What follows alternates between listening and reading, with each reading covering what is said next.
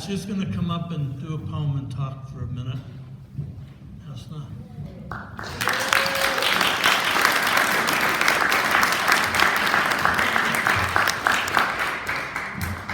What a lovely introduction. Thank you, and I have to live up to that.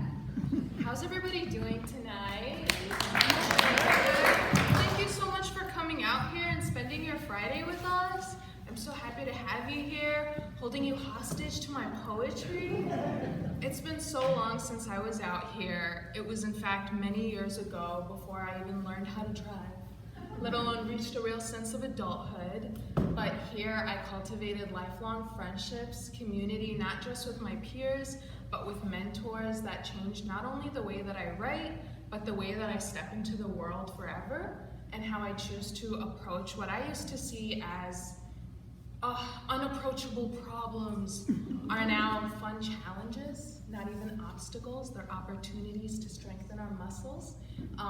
And in just 3 days, you get the opportunity to plant that seed and watch it blossom for a lifetime. And I really hope that the youth who got to experience this week walk away with some sense of that. And with no further ado, I give you, I'm in the Nordstrom Rack men's section fighting for my life right now. Am I being mugged? No. Is it anaphylactic shock? No. Is it a simulation of my favorite ex-boyfriend's entire wardrobe strewn across this department store? Yes. As my luck would have it, his favorite army green jacket sits right next to the Levi's flannel puffer coat abomination he wore last winter. A normal fashionista would be icked out at the fact that this man appears to have flung his arm out, smacking most of these items into his cart like a manic grocery store run out of an early 2000s coming-of-age film. Cheese balls flying across the aisle for some poor schmuck to clean in the morning. I try to chuckle the frog out of my throat. I find it all horribly endearing. Imagine a man who's experiencing the first year of his 30s alone, a plane away from the blue skies and desert sand he was born to, conjuring up his adult wardrobe with a sort of adolescent anxiety. Having lived up north for 2 years now, and still getting dressed with the first day jitters. It's no surprise he kept his old license plate. Staring at the army green jacket, the sight hollows out my chest. I set the table for us there. In a small ramekin, he brings my nightly supplements: magnesium, turmeric, and vitamin E. We talk about the work week. I psychoanalyze the season 7 cast of Kitchen Nightmares. The dog begs for some of my food, but knows better than to ask the gentleman sitting across from me. I started keeping scent boosters in every room of my house like he did. I deliberately avoid the scents that remind me of him. I can't hop in a white truck without checking for a Texas license plate. Long after the oat milk I left in his fridge runs out, and the green shampoo bottle I left in his shower starts to sing, I hope he's forced to think of me and the vitamin bottles he'll carry from home to home. We sit somewhere between the pulmonary and tricuspid valve. My wants are fickle, so I learned to slow down. My desires fulfilled, and I carved out real estate for rumination. You think about anything that much, of course, it becomes a part of you. Nostalgia lights a candle between us. My rib cage now, a jack-o'-lantern. Thank you.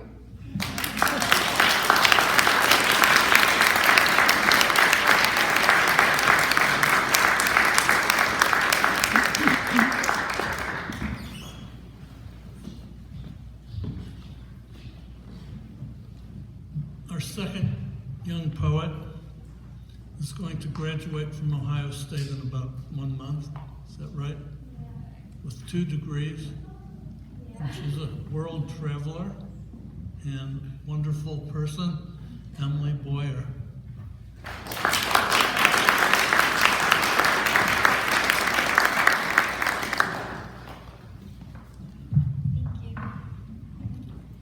It's such an honor to get to be up here tonight with really amazing poets. A few weeks ago, maybe a month ago, Alan asked me to read some poetry and share about Wellspring, and it's been a really long time since I've read poetry, so I'm very excited, a little nervous. But I've been reflecting a lot on what Wellspring meant to me and how it affected my life. And I think what stood out most to me is how it taught me the importance of being vulnerable, whether with longtime friends or with people I'm just meeting. I think it takes really phenomenal adults to be able to bring high schoolers who are complete strangers together and get them to share their poetry, which is so intimate and beautiful. And I've really carried the lesson. About a year after Wellspring, someone told me that vulnerability breeds vulnerability, and I think Wellspring's the perfect example of that. So, a few years later, I studied abroad in Spain, and I wrote a poem to my close friends there. So, a love note to my host family. I love the way your care is, family. The way it is easy and obvious. The way it says, please put this on, out of concern for the burns and the bus. It is aloe on our backs than putting it in the fridge. I love the way it feels to be loved by you, family. Like the freshness of a cleaned house following an afternoon by the beach, and you are well rested and we confront our love languages and literature and the earth. The way our care slices oranges and apples and cooks pizza atop the stove at 8:30 in the morning. It's the feeling of falling in love and being so in love with its remarkability that you remark it 5 times a day. I love caring for you, family. Empty-handed, I'd give you every finger. And had I sliced my fingers with that fruit, I'd give you each palm. And you'd share them, as we do, a family. I love your window gazes, your photos, your chill frustrations, and your hidden joys. I love your laugh, and mine harmonized with it. Family, I love the way we can't stand one another. Our impatience, patiently waiting for the end of this, the way we have enough time to learn each other, but not enough time to build each other. My family, I love the way I will miss you, because I know blood changes in Spain, and ours, family, will never reproduce.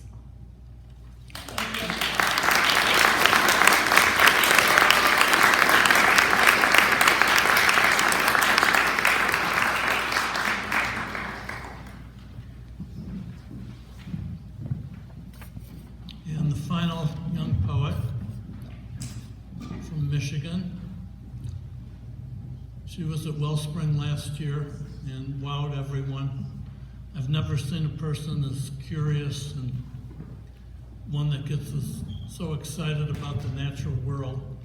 And really glad that she's here and that her dad was willing to bring her here.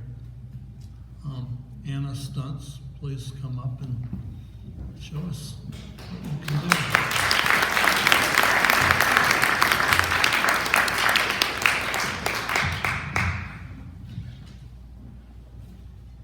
I think when thinking about Wellspring and just reflecting on like all it's taught me and how it's impacted me since I went, and I'm sure it's going to impact me and continue to impact me for the rest of my life. I think the first thing I would have to say is thank you so much to Alan and like the wonderful teachers and everyone who just like made Wellspring possible, and like all of the poets who were there. Everyone was just amazing, and I'm so grateful for that opportunity. It taught me how to think about poetry in a way that was meaningful. Like every time I could pick up a pen, like it taught me how to think about what I wanted to put on the paper and just like what I wanted to say. It was one of the best experiences I have ever had, and I'm so grateful, and I'd recommend it to anyone who wants to come. It's great, it's so great. So I have a poem about it is about the natural world. So I wrote it on one of my favorite places on the planet, Blanc Island, and I only go up there in the summer, so I wrote this when I was really missing it. And I was thinking about Wellspring and how it helped me like connect more to my poetry, and that was just something that was really special to me when I was missing a place I loved so much, and I kind of just needed to be back there again, and this poem and the skills that I learned at Wellspring helped bring me back. A dull ache in my bones, my lungs, every fiber of my being. I miss you with all of my soul, like you took a piece when you left. I see you in fragments. I need you to be whole, not in pixelated reality. Too flat to be real. Just for a second, I need to step into you. Just for a second, let my world turn upside down into you. Let me fall back among the forest and the tall white pines, back to the backwoods and the gravel path. I can shed every layer that choked me before, every grain of dust that settled in my throat, gone into the dockyard breeze within seconds, into the blue horizon of Lake Huron to which I belong. I belong to the vast sky and the decomposed leaves on the forest floor, to the fat, blossom-laden stalks of milkweed that hang flocked by monarchs in the sun-washed grass, to the moths that skim the bay at sunset. I belong to the cricket's chatter, to the skittish deer, to the billowing lavender dusk, to the crashing waves, and to the Milky Way. I belong here. Except I don't need a debt to be drawn to you. I miss you too much to care. I miss the sweet, muddy scent of cattails high above my head in the marsh more than I ever could have imagined. I miss you beyond all other longing. I miss the crisp potential of the dawn-lit air, the rough scent of smoke on my hoodie from a bonfire, starting the day with a map in one hand and a dog leash in the other, reckless and free and bounding down the porch steps, the visitant crunch of my footsteps echoing behind those of my many-legged companions. Into a woven world where the only word that matters is the acorn-strewn leg that sways on the beaten trail. When the aspens quake and kicked up dust from the roads and in wind sailing off the white caps, under a lattice sky of blue wonder and pine needles, when the sun leaks onto brambles and fallen branches that bend not to me, but to the cosmos, to decomposition, to microbia. The only word that matters here is the thundering crash of the bay, the low wail of the loon, the call of the wild. So tantalizingly clear in neon pixel, taunting flatly behind Technicolor and keyboards, and I'm back again, into the cloak of gray. The dull, ordinary photo on the screen is disappointing, yet it hurts more than a memory. The video playing on the TV fails to capture what it is in essence, because it's in a concrete room with plastic and motherboards and ceilings. No, that honor belongs to the conifers facing northward in the window. And I do love it here. I am bound here, and I'll always enjoy this ride. But the compass points north, and so do I, past Strip Mall Stone and Parallel 45, back to the forest and the tall white pines, back to where I'll be from forever, Wah Blanc Island.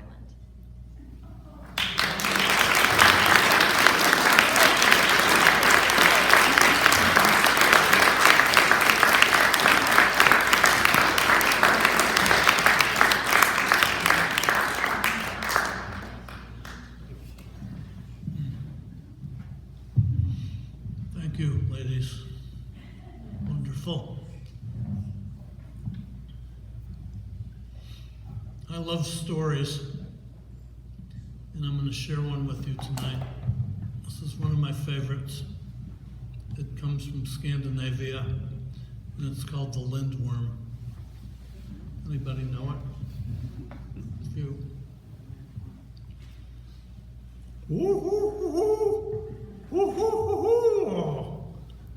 Barred owl takes off at night about the same time we're having now, looking at the land where he lives, flying out of the woodland, over the rolling hills, the fields, the orchards. It's a kingdom of happy people, because the king is happy and the queen is happy, and they know that the people are important and they take good care of them. There was only one problem. The queen seemed to be barren. There would be no heir. They brought in doctors, they brought in diviners, they brought in people to cast spells, to try everything. and nothing seemed to work. And she was very depressed. And one evening, she stepped out of the palace, through the gardens, past the lawns, right where the woods began. And she thought she saw something. There was a flicker, and it was a little old woman walking toward her. And the woman got there. She said, "My queen, I could tell something is bothering you. What is it?" And she told the woman her problem. And the woman said, "I don't know if I could fix that problem, but I have an idea of something you could try. What you need to do is go back inside, find a cup, come outside, stand in the garden, raise the cup to your mouth, and everything you just told me, right from your heart, put it into the cup. Spare nothing. Then turn it upside down on the fresh soil and leave it alone. Go back in and come back in the morning before anyone else is awake. Come back to the cup and raise it up. And underneath will be 2 flowers, a red one and a white one. Whatever you do not touch the red flower, but take the white flower and eat it, and we'll see what happens."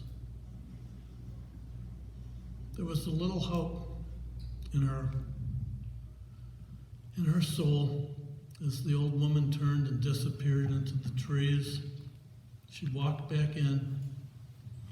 She got the cup, stepped outside, did as she was told, turned it upside down on the soil, went back in, and had a passionate night of lovemaking with the king.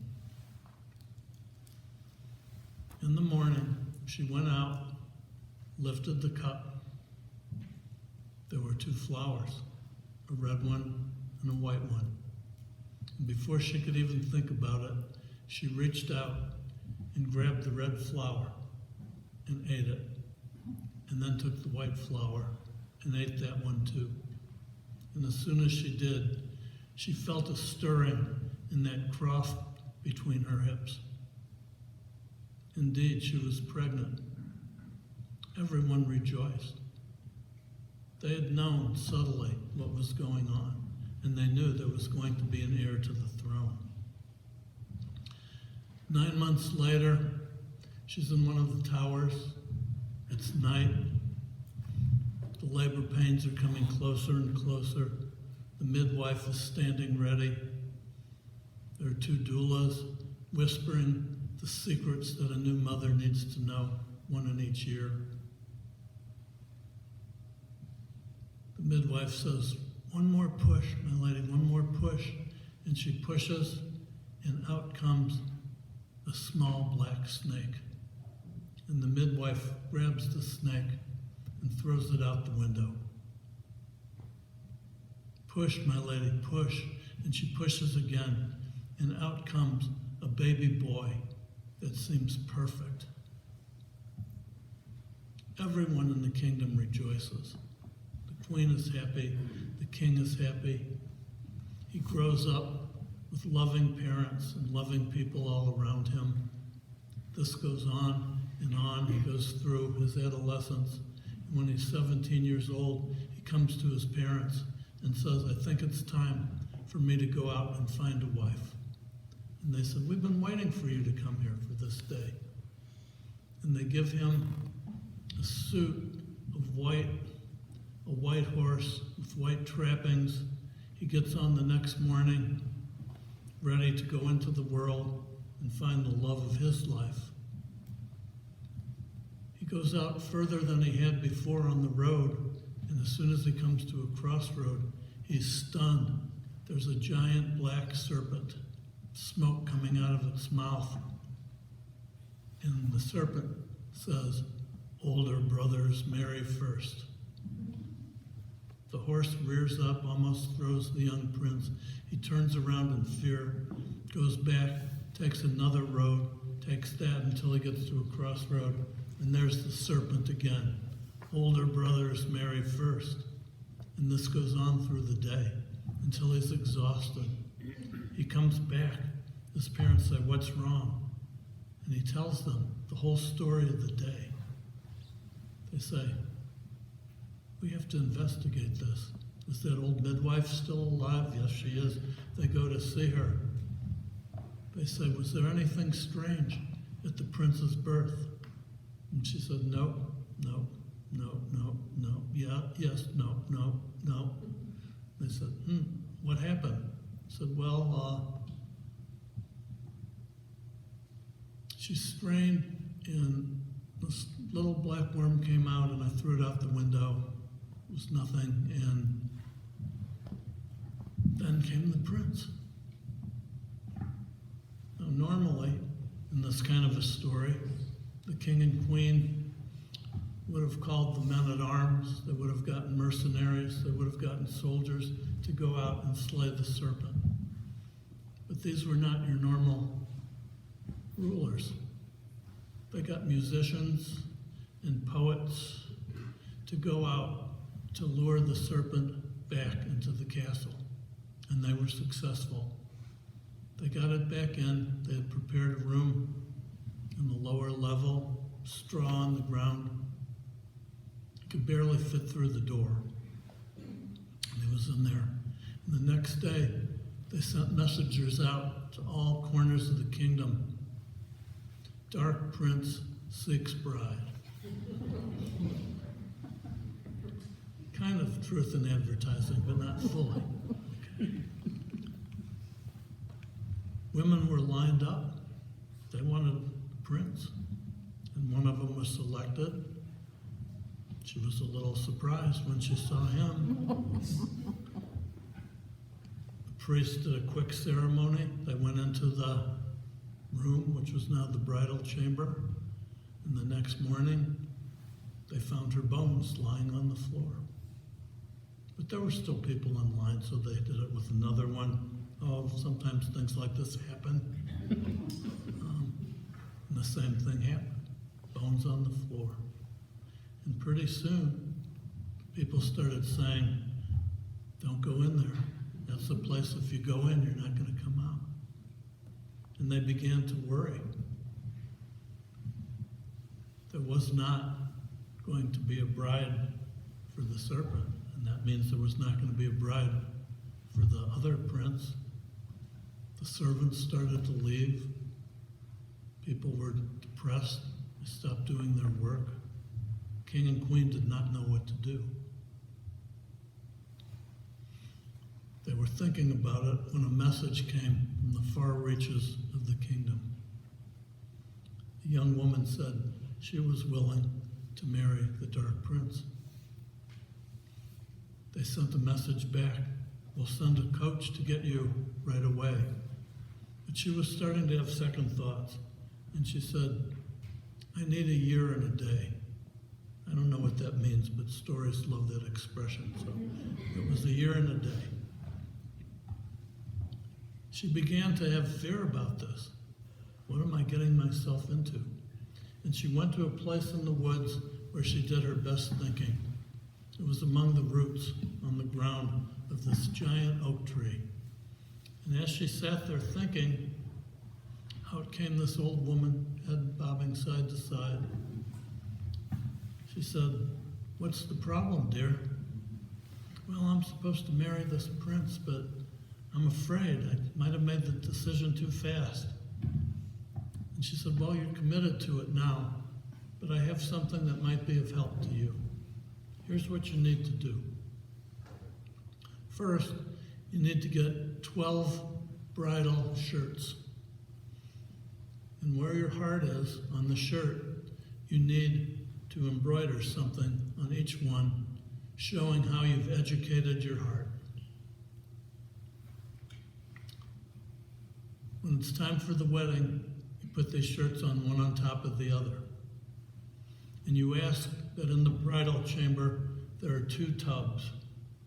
first tub is filled with lye, and next to it are 2 wire brushes. The second tub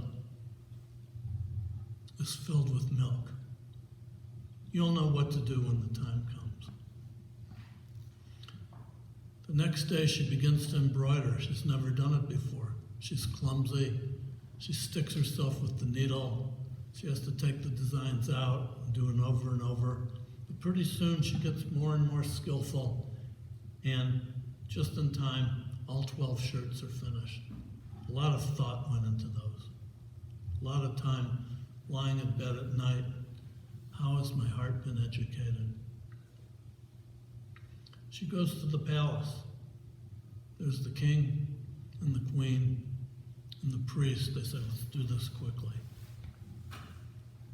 She comes up, she sees the serpent, and she puts her arm around him. Says, hello, my husband-to-be. It's nice to meet you. The ceremony happens. They're led to the bridal chamber. The serpent says, take off your shirt. And she said, I will, my husband, as soon as you take off a layer of scales. And he says, no one's ever asked me to do that before. I'll do it. And he takes off a layer of scales. Well, it's easy to say, but it's not easy to do. It hurts. They've been there for a long time. He pulls them off, grimaces, but he gets them off, and she takes off a shirt. He sees that there's another shirt. Take off your shirt. I will, when you take off the layer of scales. And again, he does it. It's even more tender, but he does it. And this goes on until all of the shirts are there, lying on the floor. And the serpent is no longer there. All that's left is kind of this whitish, pulsating blob. She picks it up. She takes it to the tub with the lye. Lye is made when the tears of sorrow leach through the ashes of loss, and it burns. And she puts this thing into the tub of lye. She picks up the wire brushes and starts to scrub. And if it hurt to take off those scales, it was terrible to do this. But she did it until no longer was there a blob, but a young man. Not especially handsome, but not bad looking either. Just someone who looked like he'd been in exile for 17 years. She helped him out of the tub, led him by the hand to the tub of milk, where he went in, and the burning was soothed. She led him out of the tub into the bed. When morning came, the king and queen, who had been anxiously pacing, wondering if once again there would just be bones on the floor and no options left to them, knocked on the door tentatively. Heard her say, come in.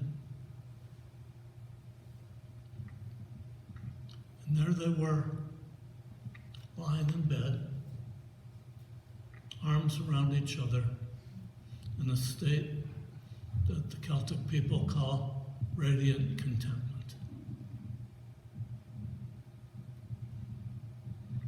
So they had to celebrate the wedding, and there was a party.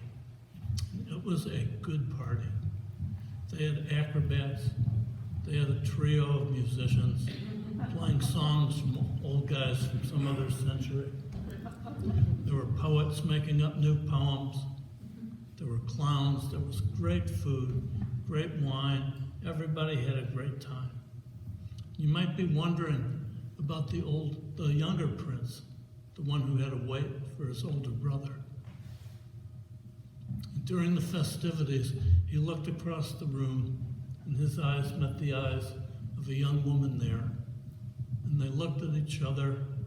You know the way that sometimes a man and a woman look into each other's eyes, or a man and a man, or a woman and a woman, and they know that it's true love. And the rest of their story is for a different time. And the owl was flying by watching all of this. He went back to his flight looking at the land, and he saw that the barley and the rows were growing just a little bit straighter, and the salmon in the stream was jumping just a little bit higher, and the stars were shining just a little bit brighter. Ooh, ooh, ooh, ooh, ooh. And that's the Lindworm.